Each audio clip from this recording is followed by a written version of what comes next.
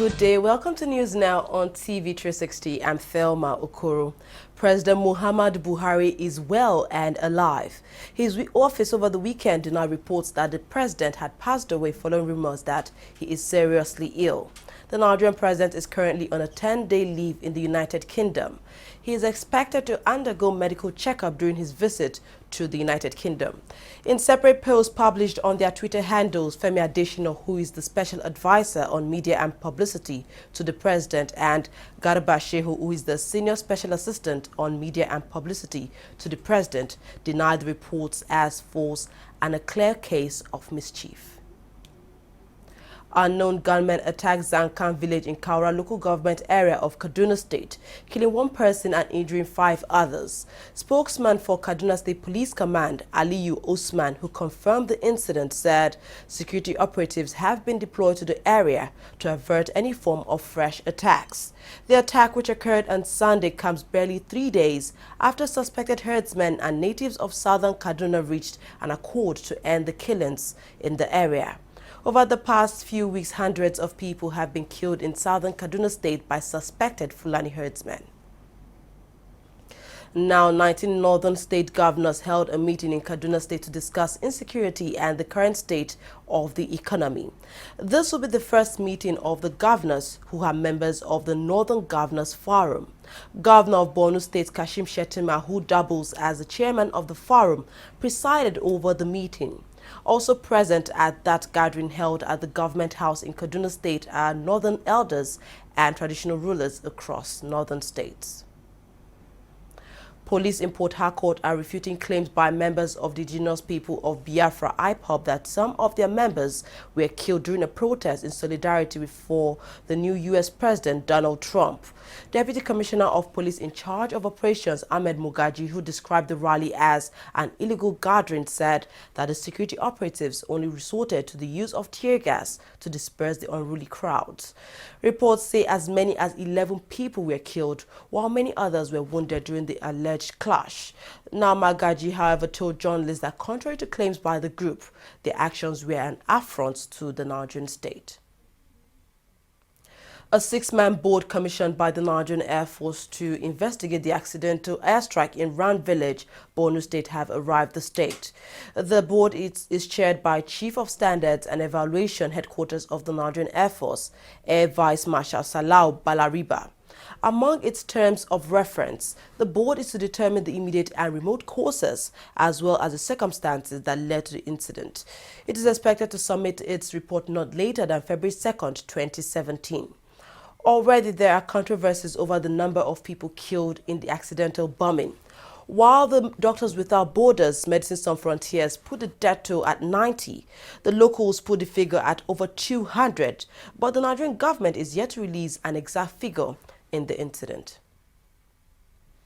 The Nigerian government says so far it has released over 375 million naira in 5 states for the implementation of its school feeding program.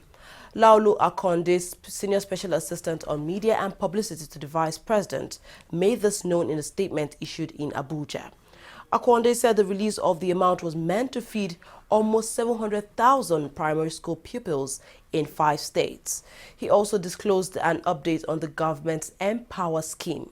According to him, all states of the Federation except 2 are now being processed for the payment of 30,000 naira monthly stipends to 200,000 Nigerian graduates. Minister of Finance Kemi Adeosun says the Federation Account Allocation Committee FAC shared 400 billion naira, which is 13.1 billion naira more than what the 3 tiers of government shared as revenue in December last year. The minister, while briefing journalists on upward increase in allocation shared, said the 400 billion naira was distributed under 4 distributable subheads. Adeosun said that the Federation generated 145.6 billion naira as mineral revenue and 103.1 billion naira as non-mineral revenue. And it's distributed as follows. Federal government takes 105.761. State governments take 53.644. Local governments take 41.357 and derivation 15.504. VAT, the gross collection was 79.273 billion. less a 4% cost of collection, 3.171 billion, leaving a net of 76,102. Distributed as follows: federal government 11,415 million, state governments 38,051 million, and local governments 26,636 million.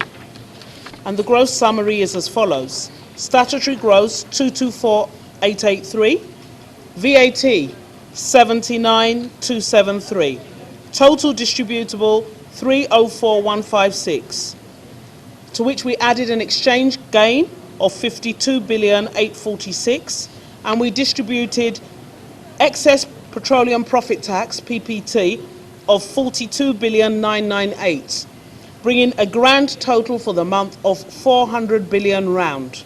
This compares with the last month, which was 386,879. So there's a marginal increase of 13,121. The excess crude account, as at 20th of January, is 2,457 million. Former Senate President Ken Nnamani has joined Nigeria's ruling All Progressives Congress. Nnamani officially announced his departure from the opposition People's Democratic Party on Sunday, where he received his APC membership card. He said he joined the APC because of intense demand from his constituents. Nnamani had been a member of the PDP, I beg your pardon, since it was founded in 1998 until February 2016, when he abruptly cut ties with the party. The transmission company of Nigeria, TCN, says the nation's power generation capacity dropped from 3,959 megawatts on January 4th to 2,662 megawatts on January 22nd.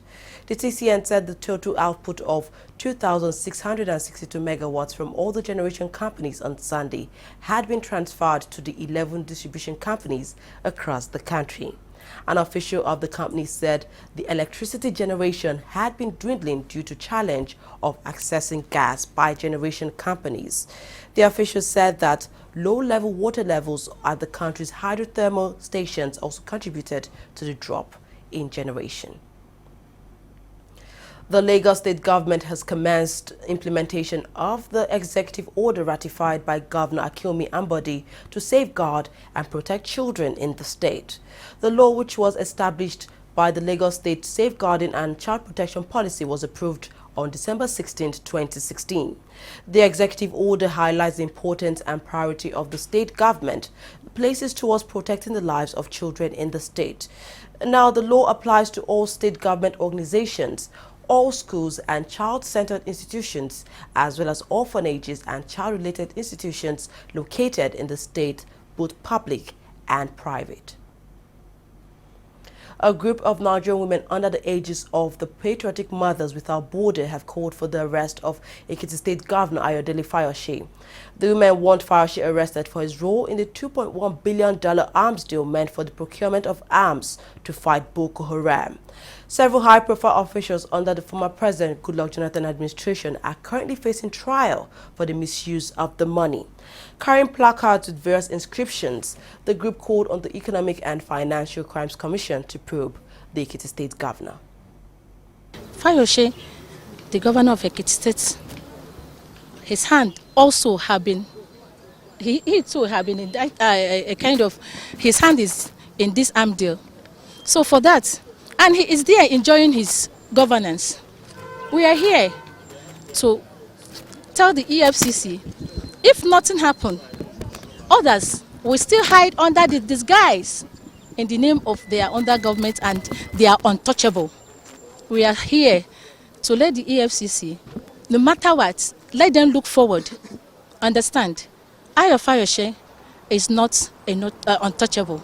Let them go in, if it means to arrest him and investigate him as well, just as others are being under investigation presently. The assurance is that any petition we have or we receive bordering on economic or financial crimes will ensure that such petition is investigated, no matter who is involved, and no matter how highly placed that person is involved. We ensure that investigation is carried out to the latter and justice prevails in the long run. The Nigerian Society of Engineers have been urged to change their attitude in a bid to promote the Nigerian economy. A guest speaker at a Nigerian Stock Exchange public lecture explained that despite the negative impact of the current recession in Nigeria, opportunities exist for creation of organic economic growth in the country. Engineer Charles Odita says this can be done through restructuring and engaging in mechanized farming on a large scale. Our correspondent, Abila Ismail, has the details. Nigeria as a country faces its worst economic crisis in 29 years. Latest data from the National Bureau of Statistics and Development support the fact that the economy has bottomed out with a rebound expected this year.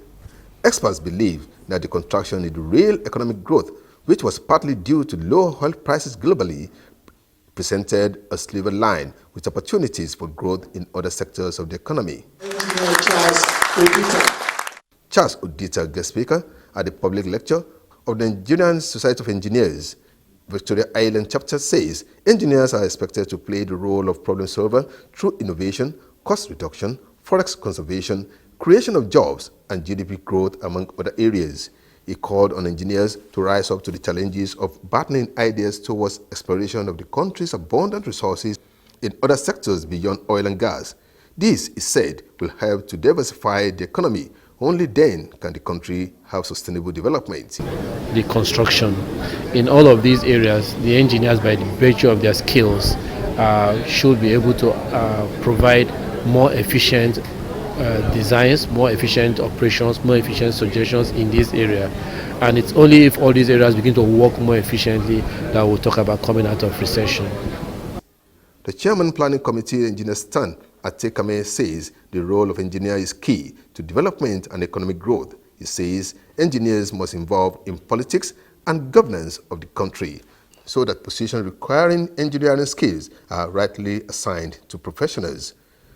Yes, we are professionals, but we need to synergize. We need to work with the political front to be able to generate policies that would ensure that industrialization of Nigeria is sustained over time, irrespective of what government comes and what government goes. What have we been doing in a way that we need to do differently? If you look at government is trying to shift from mono economy into diversification. We felt in agriculture we can't continue to do a subsistence agriculture. We need to go mechanize. We have abundant harvest. Have we been getting proper storage beyond the harvest period? So we need to look into that. So we have to engineer into the storage issue, into the transportation issue, into the processing issue. So engineer needs to look inward and see what we can do to make all this thing better. The NSC President-elect Adekunle Mokunlu says the national body is moving towards making the Nigerian local content policy spread across other sectors so that it will help the country to create jobs across board. Each engineer should now start thinking, tax their intellectual capacity to be able to see what they can do on their own without depending on government. So an aggregate of those efforts will now be able to bring Nigeria out of recession. The engineers are urged to practice the profession with the ultimate goal of collectively contributing to the infrastructural development of the country. Abiola Ismail, TV360, Lagos.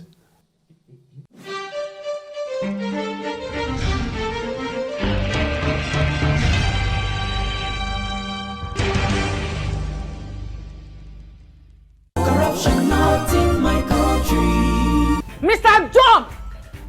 Mr. Job! What is it now? What is it now? Please turn down the volume of your music. It's too loud. And how is that your business? It is disturbing me. I can't sleep. And the same way you are disturbing my right to good music and where I enjoy it. Eh? What's wrong with you? Is there another person complaining? Maybe we thought that you have lost your mind. Are you having a party? I'm just respecting you, sir. You remember I paid my house rent too. You will not understand why we are complaining because you do not care about other people except yourself. Look, the transformation we need in this country begins in this compound. Yes, now. From you, and I. This your selfishness is an offshoot of corruption. And corruption not in my country. How we know?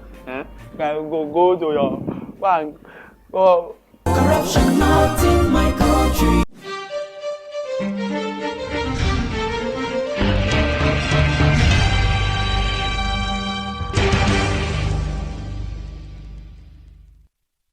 It's now time for business news. Fidelia has all the latest stories. The Central Bank of Nigeria's Monetary Policy Committee will hold its first meeting for the year on Monday and Tuesday to review developments in the economy. The meeting is coming at a time the country is passing through a biting recession, which has seen inflation rate as high as 18.55%, massive job losses, low consumer confidence, high instability in exchange rate, and other acute economic challenges. The 11-member of the MPC meet once in 2 months to evaluate the economy and make adjustments in key variables to set direction for economic growth. The MPR was retained at 14% by the MPC at its 253rd meeting in November last year. On to more business stories. Traders say the Naira will trade slightly below 500 per the United States dollars this week, despite the commencement of the sale of foreign exchange to bureau de change operators by the Central Bank of Nigeria last week. The CBN had, through the International Money Transfer Organizations, resumed the sale of dollars to BDCs on Thursday after stopping it for almost a month due to the Yuletide holiday. The Naira was quoted at 4.98 against the dollar at the parallel market on Friday, down from 4.97 recorded on Thursday. It traded flat at 4.97 against the dollar between Monday and Wednesday. Oil ticked lower on Monday, falling from the first time in 3 sessions as prospect of rising U.S. production weighed on the market. Brent crude was trading at $55.42 per barrel, while US crude futures fell by 11% to $53.11 a barrel. OPEC and non-OPEC countries have made a strong start to lowering their oil output under the first such pact in more than a decade. Energy Minister says on Sunday as producers look to reduce oversupply and support prices. Ministers said 1.5 million of almost 1.8 barrels per day had already been taken out of the market. That's all on business. Thelma will be back with more stories. Don't go away.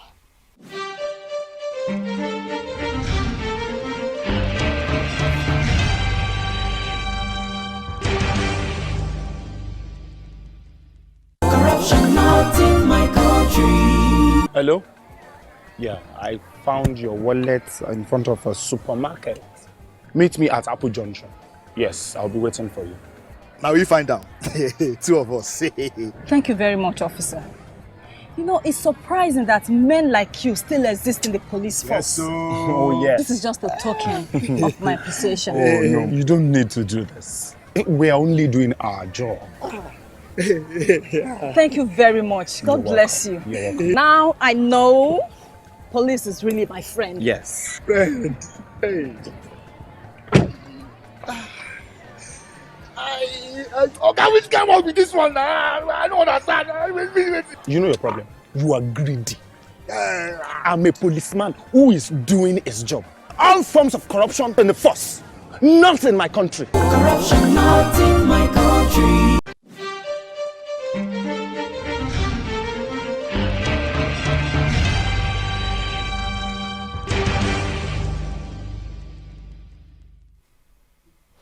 A severe weather has killed at least 18 people in the U.S. South and injured many more.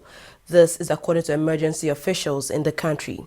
The Georgia Emergency Management Agency said in a news release that the 14 victims were in the southern Cook, Brooks, and Doherty and Barron counties.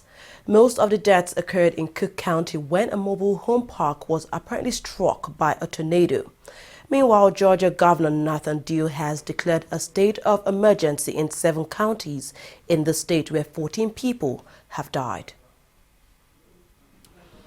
Gambians celebrated in the streets on Sunday after a West African regional military force entered the capital city of Banjul.